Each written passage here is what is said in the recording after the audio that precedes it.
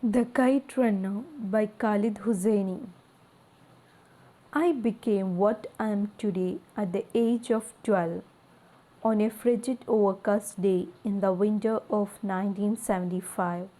I remember the precise moment, crouching behind a crumbling mud wall, peeking into the alley near the frozen creek.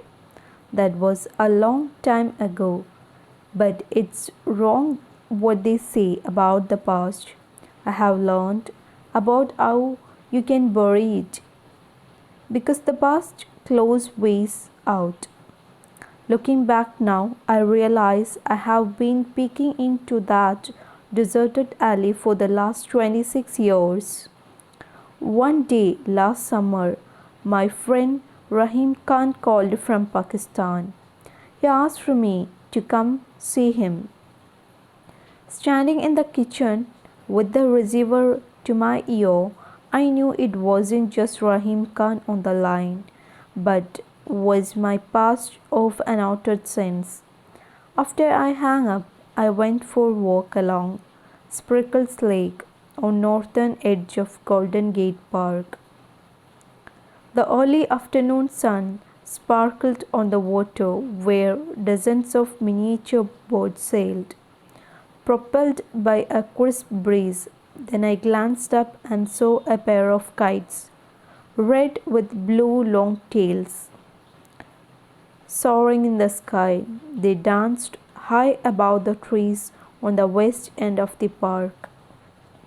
Over the windmills, floating side by side, like a pair of eyes looking down on San Francisco, the city I now call home, and suddenly Hassan's voice whispered in my head, "For you, 1,000 times over." Hassan, the hair-lipped kite runner. I sat on a park bench near a willow tree. I thought about something Rahim Khan said just before he hung up, almost as an afterthought. There is a way to be good again. I thought up at those twin kites. I thought about Hassan, thought about Baba, Ali, Kabul. I thought of all the life I had lived until the winter of 1975 came along and changed everything and made me what I am today. When we were children, Hassan and I used to climb the poplar trees in the driveway of my father's house and annoy our neighbors by reflecting sunlight into their homes with a shard of mirror. We would sit across from each other on a pair of high branches, our naked feet dangling, our trousers pockets filled with the dried mulberries and walnuts. We took turns with the mirrors as we ate mulberries, pelted each other with them, giggling, laughing. I can still see Hassan up on that tree, sunlight flickering through the leaves on his almost perfectly round face. A face like Chinese doll, chiseled from hardwood. His flat, broad nose, slanting, narrow eyes like bamboo leaves. Eyes that I looked deepening on the light. Gold, green, even sapphire. I can still see his tiny low set ears and that pointed stub of chin, a meaty appendage that looked like it was added as a mere afterthought, and the cleft lip, just left of midline, where the Chinese doll Marcus instrument may have slipped, or perhaps he had simply grown tired and careless. Sometimes, up in those trees, I talked Azan into firing walnuts. With his single heart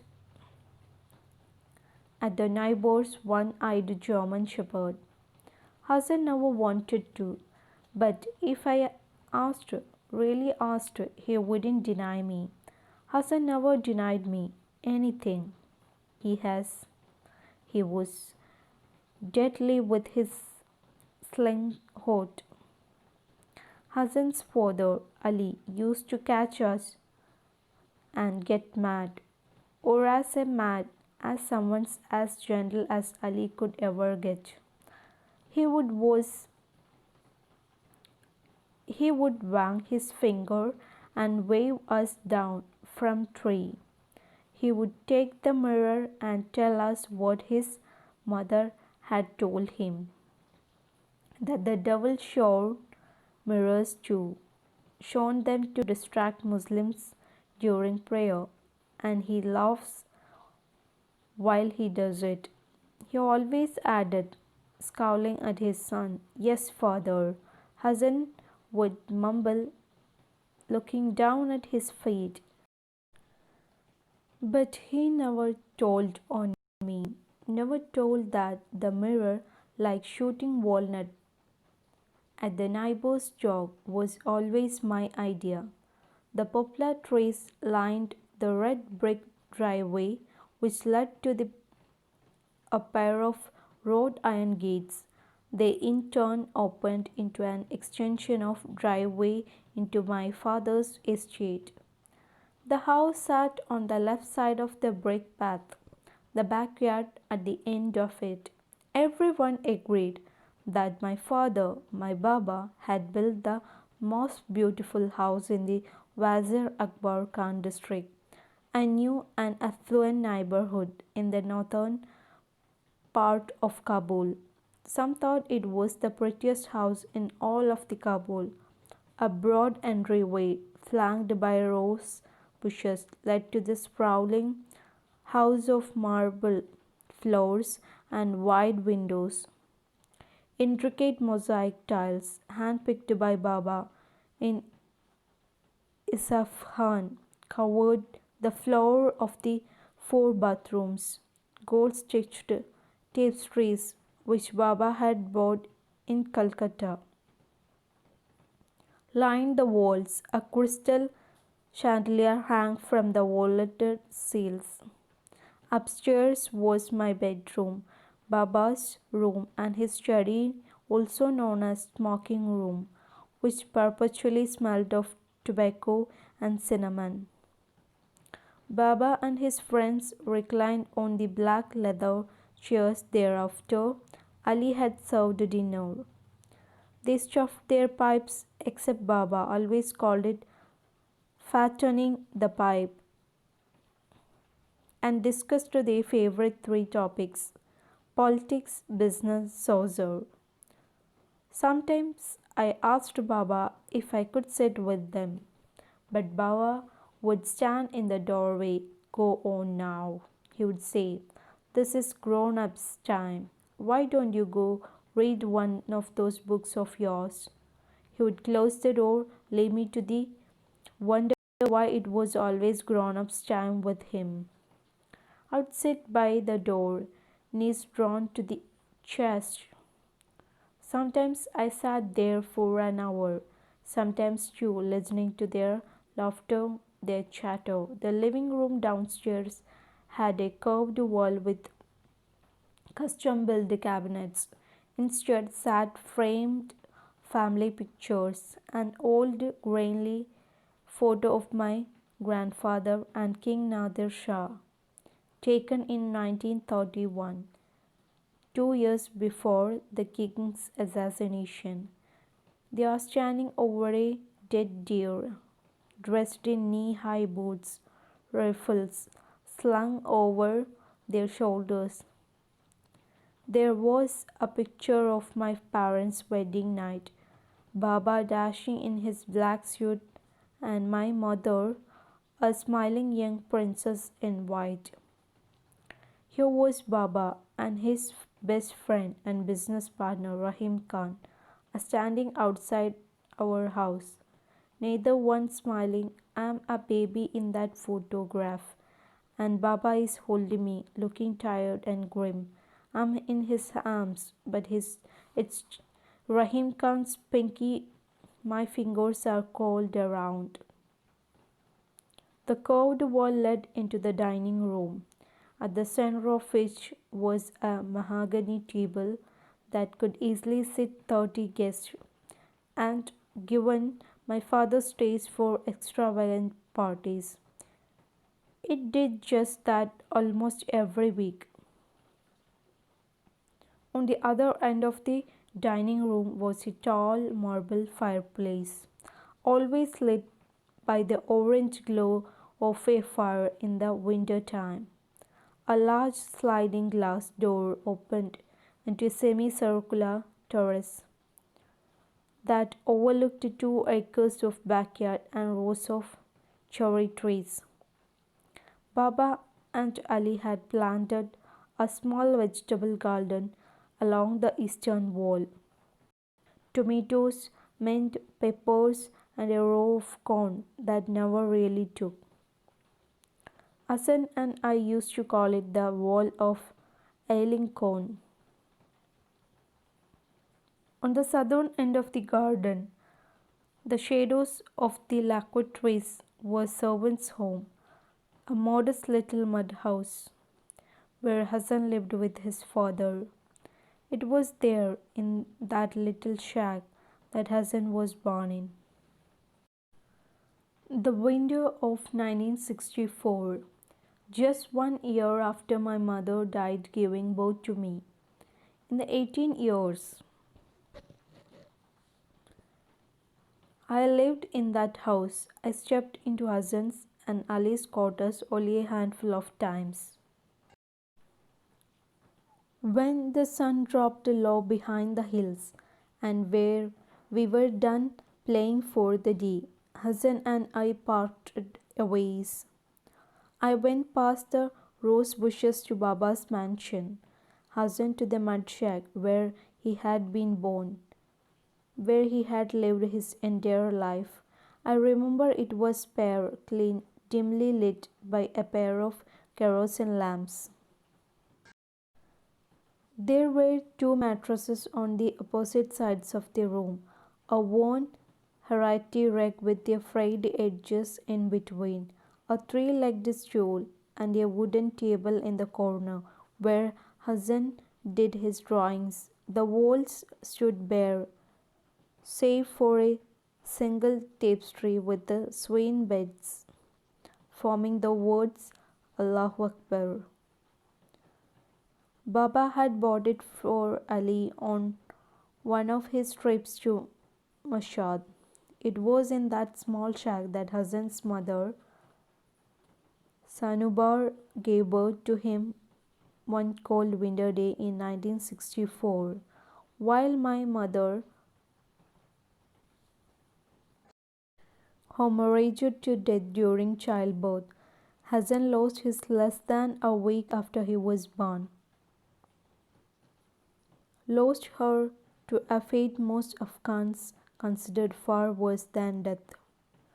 She ran off with a clan of traveling singers and dancers. Hassan never talked about his mother, as if she would never existed. I always wondered if he had dreamed about her, about what she looked like, where she was. I wondered if he longed to meet her. Did he ache for her, the way I ached for my mother I had now met? One day we were walking from my father's house to Cinema Zainab for a new Iranian movie, taking the shortcut through the military barracks near Stilkal Middle School. Baba had forbidden us to take the shortcut, but he was in Pakistan with Rahim Khan at the time. We hoped the fence that surrounded the barracks skipped over a little creek and broke into the open dirt field where old abandoned tanks collected dust. A group of soldiers huddled in the shade of one of those tanks, smoking cigarettes and playing cards. One of them saw us, elbowed the guy next to him, and called Hassan. "Hey, you," he said, "I know you." We had never seen him before. He was a squatty man with a shaved head and black stubble on his face. The way he grinned at us, leered, scared me. Just keep walking, I muttered to Hassan. You, the Hazara, look at me when I'm talking to you. The soldier barked. He handed his cigarette to the guy next to him, made a circle with the thumb and index finger of one hand, poked the middle finger of his other hand through the circle, poked it in and out. I knew your mother. Did you know that? I knew her real good. I took her from behind that creek over there. The soldiers laughed. One of them made a squealing sound. I told Hassan to keep walking, keep walking. What a tight little squirrely cunt she had. The soldier was saying, shaking hands with the others, grinning. Later in the dark, after the move had started, I heard Hassan next to me, croaking. Tears were sliding down his cheeks. I reached across my seat, slung my arm around him, pulled him close to me. He rested his head on my shoulder. He took you for someone else, I whispered. He took you for someone else. I'm told no one was really surprised when Shahnubar eloped. People had raised their eyebrows when Ali, a man who had memorized the Quran, married Shahnubar, a woman 19 years younger, a beautiful but notoriously unscrupulous woman who lived up to her dishonorable reputation. Like Ali, she was a Shia Muslim and an ethnic Azra. She was also his first cousin and therefore a natural choice for a spouse. But beyond those similarities, Ali and Shanibar had little in common, least of all their respective appearance.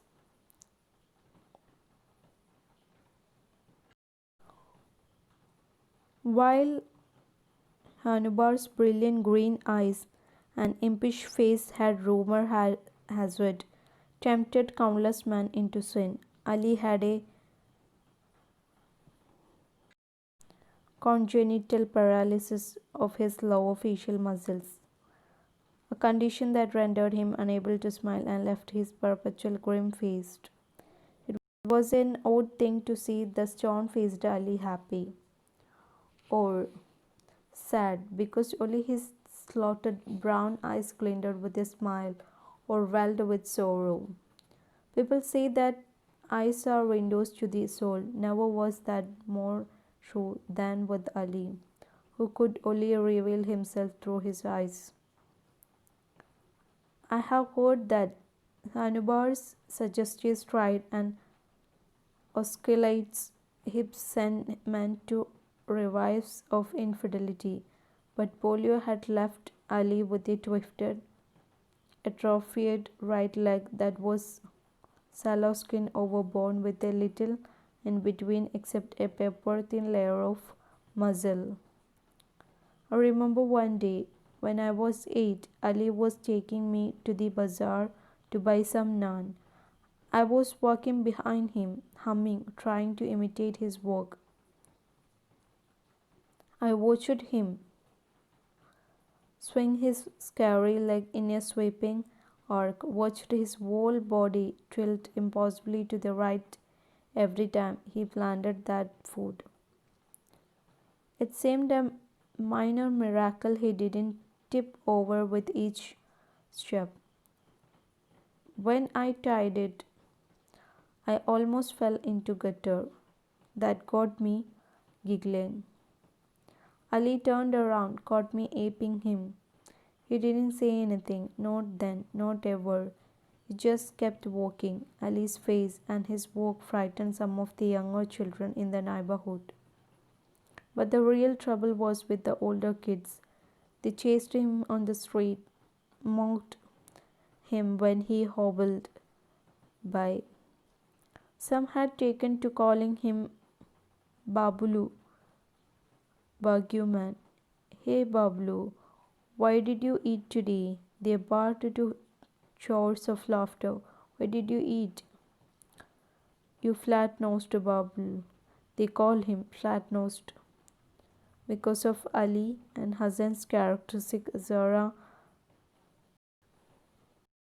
Mongoloid feature. For years, that was all I knew about Hazaras, that they were Mongol descents, and they looked like Chinese people. School textbook barely mentioned them and referred to their ancestry only in passing. Then one day I was in Baba's study looking through his stuff when I found one of my mother's old history books. It was written by an Iranian named Korami. I blew the dust off it, sneaked it into bed with me that night, and was stunned to find an entire chapter on Hazara history, an entire chapter dedicated to Hassan's people. In it, I read that my people, the Pashtuns, had persecuted and oppressed the Hazaras. It said the Hazaras had tried to rise against Pashtuns in the 19th century, but the Pashtuns had quelled with unspeakable violence. The book said that my people had killed the Hazaras, driven from their lands, burned their homes, and sold their women. The book said part of the reason Pashtunas has oppressed the Hazaras was that Pashtunas were Sunni Muslims while Hazaras were Shias. The book said a lot of things I didn't know. Things my teacher hadn't mentioned. Things Baba hadn't mentioned either. It was said some things I didn't know. Like that people called Hazaras mice eating, flat nosed, load carrying donkeys. I had heard some of the kids in the neighborhood yell those names to Hassan. The following week, after class, I showed the book to my teacher and pointed to the chapter on Azara. He skimmed through a couple of pages, sneaked, handed, and the book back. That's the one thing Shia people do well, he said, picking up his papers, passing themselves as martyrs. Wrinkled his nose when he said the word Shia, like it was some kind of disease. D- but despite sharing ethnic heritage and family blood, Hanubar joined the neighborhood kids in taunting Ali. I have heard that she made no secret of her disdain for his appearance. This is a husband, she would sneer. I have seen old donkeys better suited to be a husband. In the end, most people suspected the marriage had been an arrangement of sorts between Ali and his uncle Sanobar's father. They said Ali had married his cousin to help restore some honor to his uncle's blemished name. Even though Ali, who had been orphaned at the age of 5, had no worldly possessions or inheritance to speak of. Ali never retailed against any of his tormentors, I suppose partly because he could never catch them with that twisted leg dragging behind him, but mostly because Ali was immune to the insults of his assailants. He had found his joy. His antidote, the moment Sanubar had given birth to Hassan. It had been a simple enough affair, no obstructions, no anthologists, no fancy monitoring devices, just Anwar lying on his chained naked mattress with Ali and a midwife helping her. She hadn't needed much help at all because even in birth, Zen was a true to his nature. He was incapable of hurting anyone. A few grunts, a couple of pushes, and Out came Hassan. Out he came smiling, as confident to a neighbor's servant by the querulous midwife, who had then told anyone who would listen. Sanubar had taken one glance at the baby in Ali's arms, seen the cleft lip, and barkled a bitter laughter. There, she had said, now you have your own idiot child to do all your smiling for you. She had refused to even hold Hassan, and just 5 days later she was gone. Baba hired the same nursing woman who had fed me to nurse Hassan. Ali told us she was a blue-eyed Hazara woman from Bamiyan, the city of Jain Buddha statues. What a sweet singing voice she had. He used to say us, what did she sing? The Hassan and I always asked, though we already knew. Ali had told us countless times, we just want to hear Ali sing. He would clear his throat and begin. On a high mountain I stood and cried the name of Ali, Lion of God. O Ali, Lion of God, King of men, bring joy to our sorrowful hearts. Then he would remind us that there was a brotherhood between people who had fed from the same breast, a kingship that not even time could break. Hassan and I fed from the same breasts. We took our first steps on the same lawn in the same yard, and under the same roof we spoke our first words. Mine was Baba, his was Amir, my name.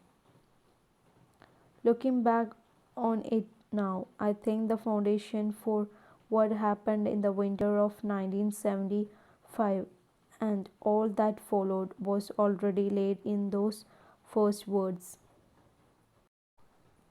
Lord has it my father once wrestled a black bear in Balochistan with his bare hands. If the story had been about anyone else, it would have been dismissed as a laugh. That Afghan tendency to exaggerate, sadly, almost a national affliction. If someone bragged that his son was a doctor, chances were the kid had once passed a biology test in high school. But no one ever doubted the veracity of any sort story about Baba. And if they did, well, Baba did have those 3 parallel scars coursing a jagged path down his back. I have imagined Baba wrestling match countless times, even dreamed about it, and in those dreams I can never tell Baba from the bear. It was Rahim Khan who first referred to him as what eventually became Baba's famous nickname, Tufan Aga, or Mr. Hurricane. It was an apt enough nickname. My father was a force of nature, a towering Western specimen with a thick beard and a wayward crop of curly brown hair as unruly as the man himself. Hands that looked capable of uprooting a willow tree, and a black lair that would drop the evils to his knees begging for mercy. As Rahim Khan used to say at parties, when all 6 foot 5 of him thundered into the room, attention shifted to him like sunflowers turning to the sun. Baba was impossible to ignore, even in his sleep. I used to bury cotton wisps in ears, pull the blanket over my head, and still the sound of Baba snoring, so much like a growling truck engine, penetrated the walls, and my room was across the hall from Baba's bedroom. How my mother ever managed to sleep in the same room as him is a mystery to me. It's on the long list of things I would have asked my mother if I had ever met her. In the late 1960s, when I was 5 or 6, Baba decided to build an orphanage. I had heard the story through Rahim Khan. He told me Baba had drawn the blueprints himself, despite the fact that he would had no architectural experience at all. Skeptics had urged him to stop his foolishness and hire an architect. Of course, Baba refused, and everyone shook their heads in dismay in his obstinate way. Then Baba succeeded, and everyone shook their heads in awe at his triumphant ways. Baba paid for the construction of two-story orphanage just off the main strip of Jede Maiwan south of the Kabul River. With his own money, Rahim Khan told me Baba had personally funded the entire project, paying for the engineers, electricians, plumbers, laborers, not to mention the city official whose mustache needed oiling. It took 3 years to build the orphanage. I was 8 by then. I remember the day before orphanage opened. Baba took me to Garga Lake, a few miles north of Kabul. He asked me to fetch Hassan too, but I lied and told him Hassan had the runs. I wanted Baba all to myself, and besides, one time at Garga Lake, Hassan and I were skimming stones, and Hassan made his stone skip 8 times. The most I managed was 5. Baba was 3, watching, and he patted Hassan on the back, even put his arm around his shoulder. We sat at a picnic table on the banks of the lake, just Baba and me, eating boiled eggs with kofta sandwiches, meatballs, and pickles wrapped in naan. The water was a deep blue, and sunlight glittered on its looking glass clear surface. On Fridays, the lake was bustling with families out for a day in the sun, but it was midweek and there was only Baba and me, us and a couple of long-haired bearded tourists, hippies. I heard them called. They were sitting on the dock, feet dangling in the water, fishing poles in the hand. I asked Baba why they grew their hair long, but Baba grinned and didn't answer. He was preparing his speech for the next day, flipping through a havoc of handwritten pages, making notes here and there with a pencil. I bit into my egg and asked Baba if it was true what a boy in school had told me, that if you ate a piece of eggshell, you'd have to pee it out. Baba grunted again. I took a bite of my sandwich. One of the yellow-haired tourists laughed and slapped the other one on the back. In distance across the lake, a trunk lumbered around a corner on the hill. Sunlight twinkled in its side view mirror. I think I have Saratan, I said. Cancer. Baba lifted his head from pages flapping in the breeze, told me I could get the soda myself. All I had to do was look in the trunk of the car. Outside the orphanage the next day, they ran out of the chairs. A lot of people had to stand to watch the opening ceremony. It was a windy day, and I sat behind Baba on the little podium just outside the main entrance of the new building. Baba was wearing a green